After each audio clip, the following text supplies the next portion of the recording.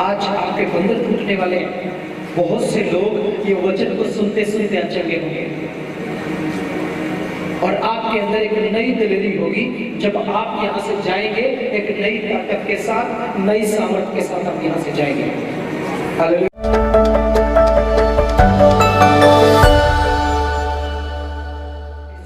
उसका 2 अध्याय और 1 वचन लिखा है। इफिसियों की पत्री उसका 2 अध्याय और 1, 2 और 3 वचन हम लोग मिलकर पढ़ेंगे। जिसके पास भी बाइबल है पवित्र शास्त्र को खोलिए और निकालिए इफिसियों की पत्री उसका 2 अध्याय 1 से लेकर 3 वचन तक। और उसने तुम्हें भी जिलाया जो अपने अपराधों और पापों के कारण मरे हुए थे, जिनमें तुम पहले इस संसार की रीति पर और आकाश के अधिकार के हाकिम अर्थात उस आत्मा के अनुसार चलते थे जो अब भी आज्ञा न मानने वालों में कार्य करता है। इनमें हम भी सबसे पहले अपने शरीर की लालसाओं में दिन बिताते थे और शरीर और मन की मनसाएं पूरी करते थे और लोगों के समान स्वभाव ही से क्रोध की संतान थे। हालेलुया। आइए अपनी आंखों को बंद करें। सर्वशक्तिमान परमेश्वर प्रभु, हम धन्यवाद करते हैं तेरी वाणी का खुलना हमारे लिए बड़ी आशीष का काम बने और सब सुनने वालों के ऊपर बड़ा अनुग्रह हो प्रभु यीशु मसीह के नाम से, आमीन। परमेश्वर का वचन क्या कहता है? उसने तुम्हें भी जिलाया, तुम्हें भी जिलाया जो अपने अपराधों और पापों के कारण मरे हुए थे। तुम्हें भी जिलाया, तुम्हें भी जिलाया जो अपने अपराधों और पापों के कारण मरे हुए थे। जब कोई व्यक्ति प्रभु यीशु मसीह के पास आता है, कोई व्यक्ति जब अपनी जिंदगी परमेश्वर को दे देता है, कोई मनुष्य इस धरती पे जब सच्चे परमेश्वर को जान लेता है और पश्चाताप करता है और परमेश्वर को अपने जीवन में बुलाता है, उसे अंगीकार करता है और पापों से माफी ले लेता है और परमेश्वर उसको क्षमा करके उसे एक नया जन्म देता है। हालेलुया। इसीलिए जो मसीह लोग हैं वो सिर्फ मसीह नहीं, दूसरे नाम से भी जाने जाते हैं और वो दूसरा नाम क्या है कि नया जन्म पाए हुए लोग, नया जन्म पाए हुए लोग। सुनिएगा ध्यान से, आप जब प्रभु के पास आ जाते हैं आपका जीवन बदल जाता है, जीवन नया हो जाता है। और इस नए जीवन में क्या होता है? आपके नए जीवन में एक परमेश्वर होता है और उस परमेश्वर के साथ आप एक आत्मा हो जाते हैं, एक मन हो जाते हैं और वही सच्चा परमेश्वर आपके जीवन का मालिक होता है। वो आपकी जरूरतों को पूरा करता है, वो आपके जीवन को शांति देता है, वो आपके जीवन को अनुग्रह से भर देता है, वो आपके जीवन को आशीषों से आशीषित कर देता है। फिर आप इधर उधर उधर उधर नहीं देखते, एक ही रास्ता है आपका और उसी रास्ते पे चलते हैं और उसी रास्ते की खोज करते हैं और उसी रास्ते पे परमेश्वर आपको लेके चलाता है, आपकी मदद करता है। तो यहाँ जब आप परमेश्वर के पास आते हैं तो ये समझ लीजिए आपको मुर्दों में से जिलाया गया है। जैसे यीशु मसीह मुर्दों में से जी उठा है, हालेलुया। जैसे यीशु मसीह मुर्दों में से जी उठा, वैसे ही जब हम पानी में डूब के बपतिस्मा लेते हैं और इस बात को स्वीकार करते हैं, इस बात को दर्शाते हैं कि जैसा यीशु मसीह मर गया, जमीन में कब्र में काटा गया और तीसरे दिन मुर्दों में से जी उठा, वैसे ही हम पाप के लिए, अपराध के लिए मर जाते हैं और जिंदा हो जाते हैं। फिर एक नए जीवन की शुरुआत होती है। हालेलुया। आप जो गवाहियां सुनते हैं ना, यहाँ जितने लोग मसीह को जानते हैं या जितने लोग मसीह को मानते हैं,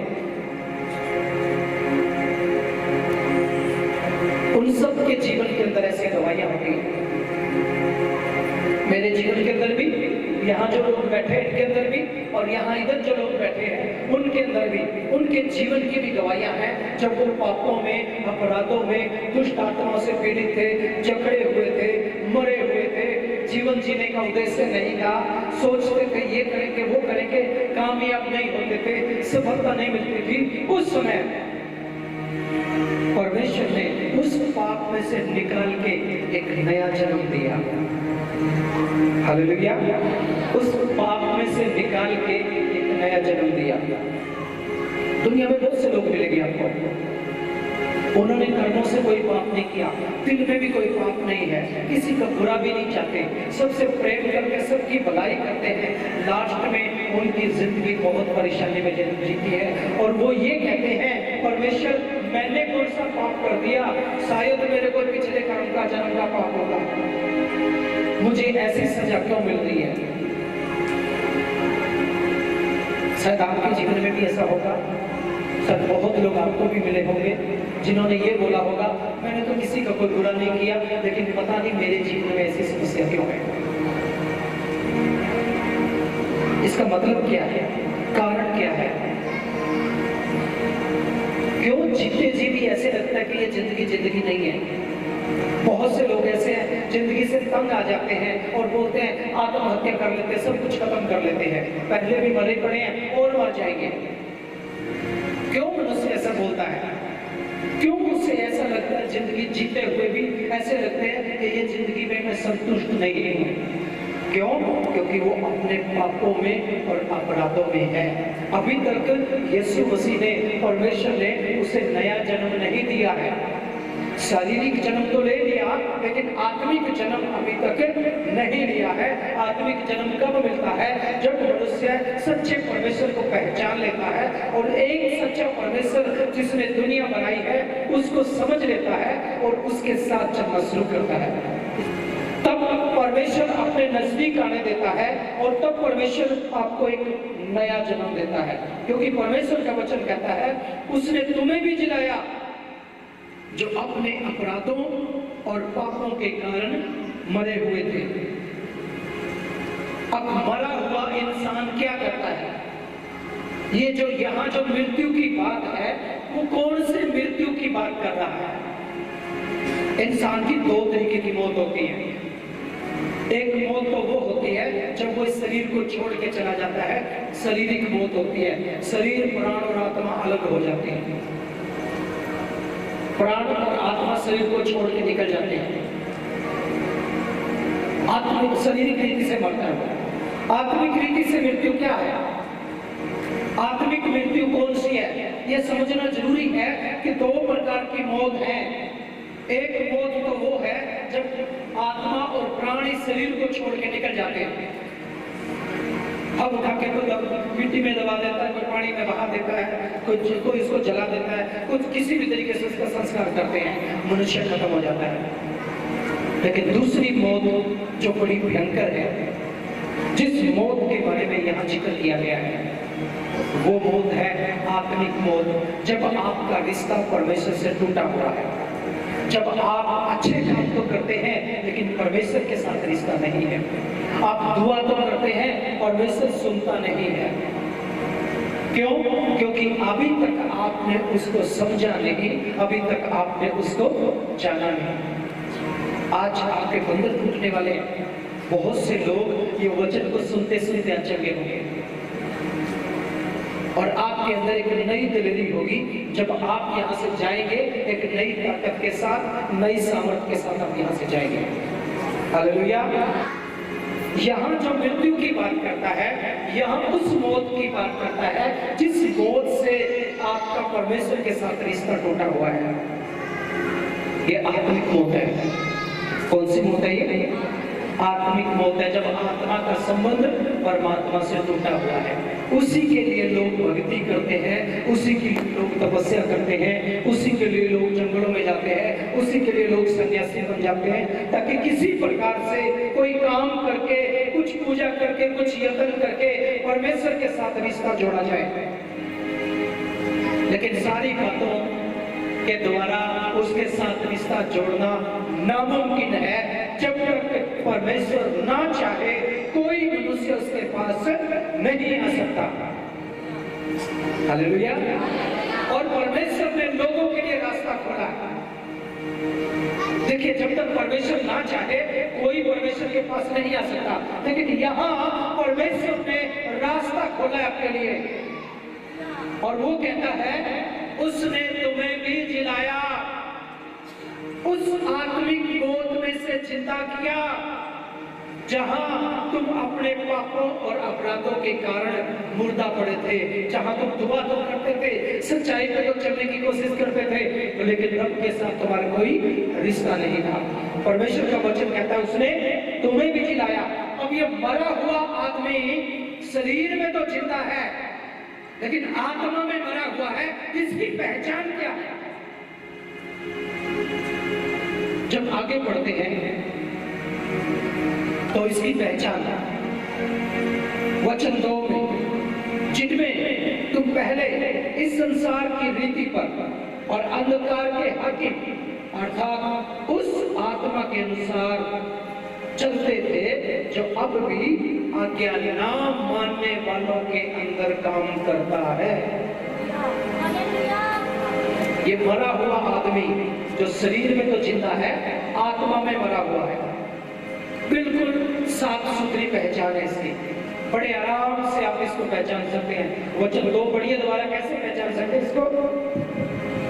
जिनमें तुम पहले इस संसार की रीति पर और आकाश के अधिकार के हाकिम अर्थात उस आत्मा के अनुसार चलते थे, उस आत्मा के अनुसार चलते थे जो अभी भी आज्ञा ना मानने वालों के अंदर काम करता है। अब देखिए, मरा हुआ आदमी जिसमें तुम पहले भी इस संसार की रीति पर चलते थे। मरा हुआ आदमी कौन सी रीति पर चलता है? संसार की रीति पर। संसार की रीति क्या है? जो तेरा पूरा करे तो उसका डबल कर। कोई इधर मारे तो तू इधर भी मार, कोई तुझे एक सुनाए तो तू 10 सुना, कोई तुझे मारे तो तू भी उसको मार, कोई तुझे डराए तो तू भी उसको डरा, कोई तुझे लूटे तो भी लूट ले। अपना अपना देख, दूसरों से क्या? संसार की रीति, यह है संसार की रीति। आप संसार को देखोगे ना, संसार में लोग ऐसे, सबको अपनी अपनी दौड़ में है। हर कोई अपनी अपनी कोशिश कर रहा है, हर कोई कामयाबी की तरफ बढ़ने की कोशिश कर रहा है। लोग लूटते हैं, लोगों को पीटते हैं, लोगों को मारे, लोगों को कुछ भी करे, किसी को कोई फर्क नहीं पड़ता।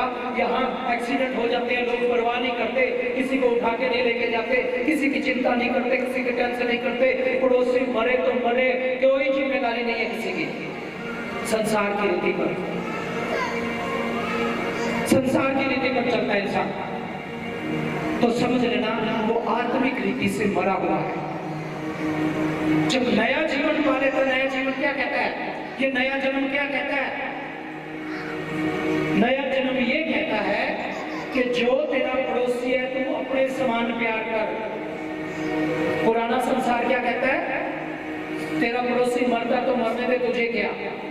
लेकिन जब मसीह में आ जाता है, नया जन्म पा लेता, वो क्या करता है? वो कहता है, नहीं प्रभु मेरा पड़ोसी है, इसको भी आशीष दे। सताने वालों को सताओ, ये संसार की रीति है। लेकिन नया जन्म पाया हुआ क्या कहता है?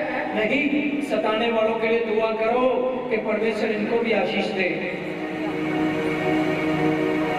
तुम संसार की रीति पर और जल्दी जल्दी पढ़िए, संसार की रीति पर और आकाश के अधिकार के हाकिम अर्थात अच्छे से पढ़िए, आकाश के अधिकार के हाकिम, आकाश के अधिकार के हाकिम, अधिकार के हाकिम अर्थात उस आत्मा के अनुसार चलते थे जो अब भी आज्ञा न मानने वालों में कार्य करता है। आकाश के अधिकार के हाकिम, सुनिए बड़ा इंटरेस्टेड है ये और बड़ा राज की बात भी है इसमें। आकाश के अधिकार के हाकिम के अनुसार चलते थे। अब आप देखिए 3 प्रकार की दुनिया है, 3 आत्माओं की दुनिया, ये समझना पड़ेगा आपको। पहले ये धरती है जहां पे मनुष्य की आत्मा है, हम मनुष्यों की दुनिया है, मनुष्यों की आत्मा है। दूसरा आकाश है, जब किसी के अंदर दुष्ट आत्मा आ जाती है ना, तो बोलते हैं इसके अंदर ऊपरी हवा आ गई, वो आकाश का अधिकारी है, आकाश का अधिकारी है। और उसके बाद जो दुष्ट आत्मा की दुनिया है, पहले इंसानों की आत्मा, उसके बाद आकाश में दुष्ट आत्माओं की दुनिया, और तीसरी स्वर्ग में पवित्र आत्मा के स्वर्गदूतों की, जहां पे परमेश्वर रहता है, वो दुनिया। इसीलिए बोलते हैं कि 3 लोग हैं।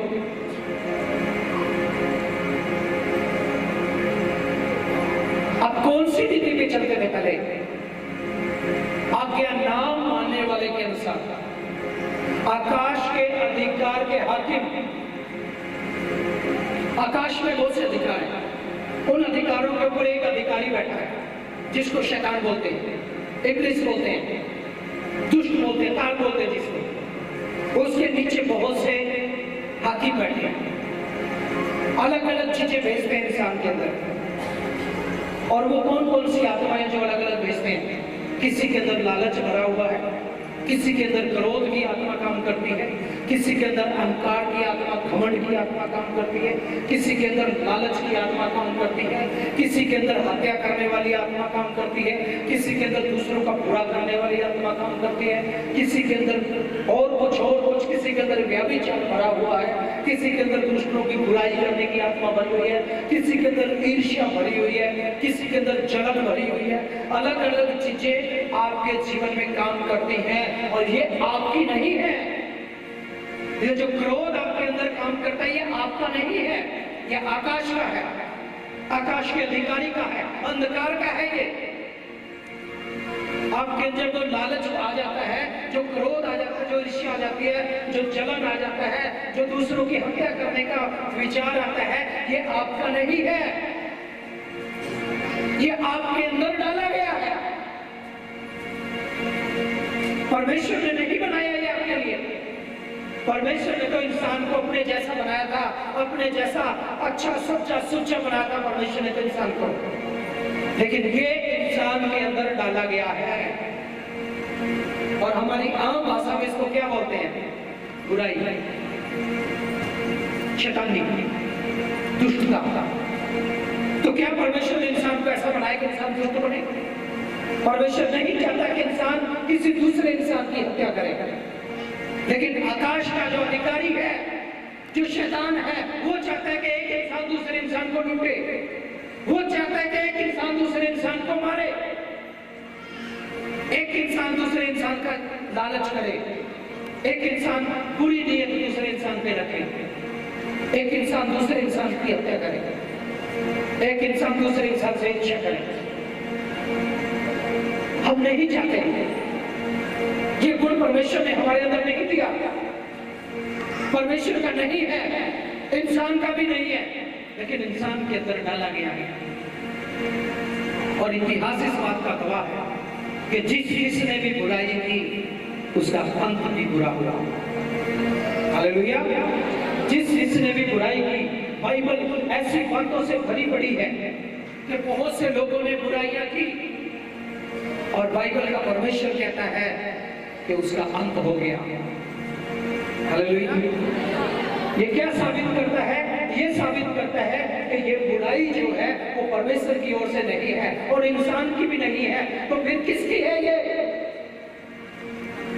ये उसी अंधकार के हाकिम की है, उस आकाश के अधिकारी की है, जो अभी भी काम करता है किन लोगों के अंदर? जो आज्ञा नहीं मानते, जो आज्ञा का पालन नहीं करते, ये उनके अंदर आज भी काम करता है। लेकिन प्रभु का धन्यवाद हो, यहाँ परमेश्वर का वचन कहता है कि उसने तुम्हें भी जिलाया। हालेलुया। उसने तुम्हें भी जिलाया, जो अपने पापों और अपराधों के कारण मरे हुए थे और उस आकाश के अधिकार और उन हाकिमों के अंदर और उस दुष्ट आत्मा के इच्छा के अनुसार जी रहे थे। उसने तुम्हारे ऊपर दया की,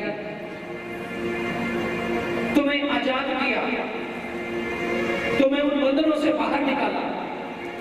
ये आपको समझना पड़ेगा। अगर आप चाहते हैं कि आपके जीवन में बदलाव आए, आप चाहते हैं कि आपका जीवन बदले, आप चाहते हैं कि आपका जीवन नया हो जाए, तो ये बात आपको समझना पड़ेगा कि पहले उसके अनुसार दिन बिताते थे, लेकिन आगे मैं उसके अनुसार दिन नहीं बिताऊंगा। और निकालिए मेरे साथ कुलुस्सियों की पत्री, 2 अध्याय और 12 वचन से पढ़िए। और उसी के साथ बपतिस्मा में गाड़े गए और उसी में परमेश्वर की सामर्थ पर विश्वास करके जिसने उसको मरे हुओं में से जिलाया, उसके साथ जी भी उठे। परमेश्वर पे विश्वास करके उसके साथ उसने जिंदा कर दिया। तो अच्छे से पढ़िए, अच्छे से पढ़िए। जैसे तुमने मसीह यीशु को प्रभु करके ग्रहण कर लिया है, वैसे ही उसी में चलते रहो। जिसने यीशु मसीह को प्रभु करके स्वीकार कर लिया है, वो कहता है उसमें चलते जाओ। अब उस आज्ञा ना मानने वाली आत्मा के अनुसार नहीं चलना, उस लालच की, घमंड की, हत्या की, चोरी की, व्यभिचार की आत्मा के अनुसार नहीं चलना, मसीह के अनुसार चलते जाओ। और आगे बढ़िए। और उसी में जड़ पकड़ते और बढ़ते जाओ। उसी में जड़ भी पकड़ते जाओ, बढ़ते भी जाओ। हाँ। और जैसे तुम सिखाए गए, वैसे ही विश्वास में दृढ़ होते जाओ और अधिकाधिक धन्यवाद करते रहो। चौकस रहो कि कोई तुम्हें उस तत्व ज्ञान और व्यर्थ धोखे के द्वारा अपना अहेर न बना ले, जो मनुष्यों की परंपराओं और संसार की आदि शिक्षा के अनुसार तो है, पर मसीह के अनुसार नहीं। क्योंकि उसमें ईश्वरत्व की सारी परिपूर्णता संदेह वास करती है, और तुम उसी में भरपूर हो गए हो, जो सारी प्रधानता और अधिकार का शिरोमणि है। हाँ, बस उसी में भरपूर हो गए हो, उसी में बढ़ते जाओ, उसी में जड़ पकड़ते जाओ। किसमें? जिसमें तुम्हें नया जन्म मिला है। और ऐसी आत्मा के अनुसार मत चलो जो आज भी आज्ञा ना मानने वालों के अनुसार काम करती है। अब 12-13 वचन से आगे पढ़िए, देखिए प्रभु का वचन क्या कहता है। उसने तुम्हें भी जो अपने अपराधों और अपने शरीर की कल्पना रहित दशा में मुर्दा थे, उसके साथ जिलाया और हमारे सब अपराधों को क्षमा किया, और विधियों का वह लेख जो हमारे नाम पर और हमारे विरोध में था मिटा डाला, और उसे क्रूस पर कीलों से जड़कर सामने से हटा दिया। हालेलुया। अब नया जन्म देने के लिए क्या करता परमेश्वर? वो तुम्हें मुर्दों में से जिलाता है, विधियों के लेख को। दुनिया में बोलते हैं कि जो इंसान धरती पे आ गया, उसकी विधि का विधान जो लिखा गया, उसकी जो किस्मत बनाई गई, उससे बाहर कोई नहीं जा सकता। लेकिन यहाँ परमेश्वर क्या कहता है, ये नया जन्म कैसा है? आपकी विधियों के लेख को परमेश्वर मिटा देता है। कोई हालेलुया नहीं बोलेगा? आपके खिलाफ में फिर आपके बारे में ज्योतिषी विद्या, तंत्र विद्या, मंत्र विद्या, ये विद्या, वो विद्या आपके ऊपर से फेल हो जाती है। क्यों? क्योंकि आपकी विधियों का लेख यहाँ मिट चुका है। इसलिए हम कहते हैं ना, कोई जो मर्जी करे तंत्र मंत्र मसीह लोगों पे नहीं चलता। जो नया जन्म पाए हुए हैं, उनके ऊपर किसी शैतान की ताकत का कोई अधिकार नहीं होता। अगर आपने नया जन्म पा लिया है और आप नए जन्म की चाल चलते हैं और परमेश्वर की आज्ञा मानते हैं, तो याद रखिए, शैतान चाहे जितना जोर लगा ले, दुनिया जितना जोर लगा ले, कोई तंत्र मंत्र आपको नुकसान नहीं पहुंचा सकता। हालेलुया। ये नया जन्म का प्रमाण है, ये नया जन्म का प्रमाण है। मुझे बहुत सी ऐसी जगह पे जाना पड़ता है, और कभी कभी तो संडे वापस होना आना होता है घर में, सेवकाई के लिए निकलते। शनिवार को रात में जब मैं आता हूँ तो मुझे चौराहे पर ऐसे छोटे छोटे मटके रखे हुए मिलते हैं कई बार, उनमें दिया जला हुआ मिलता है और कुछ मिलता है। और मैं कई बार तो ऐसे देखता हूँ गाड़ियाँ वाले गाड़ी रोक लेते हैं पीछे कि जब तक ये इसको कुत्ते ना खा ले तब तक यहाँ से गाड़ी नहीं निकालते। लेकिन मुझे कोई डर नहीं लगता, क्योंकि मुझे मालूम है कि मैं नया जन्म पा चुका हूँ। मैं गाड़ी रोकता हूँ, उसे पैर से सामने से हटा के दूर करके फिर निकल जाता हूँ, फिर लोग भी चलना शुरू कर देते हैं। एक दिन सुबह 4 बजे की बात है, मैं आ रहा था, मुझे संगति के लिए वापस आना था अपने घर में। तो मैंने देखा सड़क पे काफी लोग खड़े हुए हैं, 2-3 गाड़ियां भी खड़ी हुई हैं और एक चौराहा है। और मैंने देखा कि जैसे वो चौराहा है, मैंने सोचा कोई एक्सीडेंट हो गया होगा, इसलिए गाड़ियां खड़ी होंगी, लोग इसलिए खड़े होंगे। और सुबह सुबह गुरुद्वारे में जाने के लिए भी कुछ लोग उस लाइन में खड़े हुए थे। तो मैंने देखा लोग नंगे पैर भी हैं, ये क्या बात हो गई आखिर यहाँ पे। तो मैंने जैसे पीछे गाड़ी रोकी, आगे जाके देखा तो देखा एक ऐसे मिट्टी का बर्तन रखा हुआ और उस बर्तन में 4-5 दिए जल रहे हैं चारों कोने में, और लोग डर रहे हैं। उधर भी साइड में लोग खड़े, इधर भी लोग खड़े हैं, इधर और इधर से कोई नहीं है। मैंने सोचा चलो मैं इधर से घूम के मैं देखा और ये तो किसी ने जादू टोना किया हुआ है। मैंने गाड़ी बिल्कुल उसके सामने आगे जाके रोकी, पैर से उसको हटा के और बिल्कुल सड़क से दूर किया। तब ये बुजुर्ग माता ने मुझे बोला, बेटा मत छुओ, तुम मर जाओगे, ये पता नहीं क्या बला होगी, तुम्हें नुकसान कर देगी। मैंने बोला ऐसी ऐसी बला मैं हर रोज देखता हूँ कि मैं नया जन्म पाया हूँ। हालेलुया। जब आपने नया जन्म पा लिया है तब आपकी विधियों का लेख मिट चुका है, ये आपको विश्वास करना पड़ेगा। शैतान का राज आपके ऊपर नहीं चल सकता। क्यों? क्योंकि आपका दिया हुआ जन्म परमेश्वर को दिया हुआ जन्म है, परमेश्वर ने आपको दिया है। हालेलुया। ये जन्म में आजादी है। जब संसारिक जन्म में चलते हैं ना लोग, संसार से डरते हैं, ओ कहीं कुछ हो ना जाए, कल कुछ हो ना जाए, भविष्य की चिंता, ये चिंता, वो चिंता, बिजनेस फेल हो जाए उस बात की चिंता, कोई कंपटीशन कर ले उस बात की चिंता, कहीं निराश हो जाओ उस बात की टेंशन, बाल बच्चे बेटे बेटे हो जाए उस बात की चिंता। लेकिन जब नया जन्म पा लिया तो सारी चिंता परमेश्वर कहता है मुझे दे दे, मैं संभालूंगा, और इंसान चिंता से मुक्त होके जीता है। हालेलुया। इसलिए इसको नया जन्म बोलते हैं, विधियों का लेख।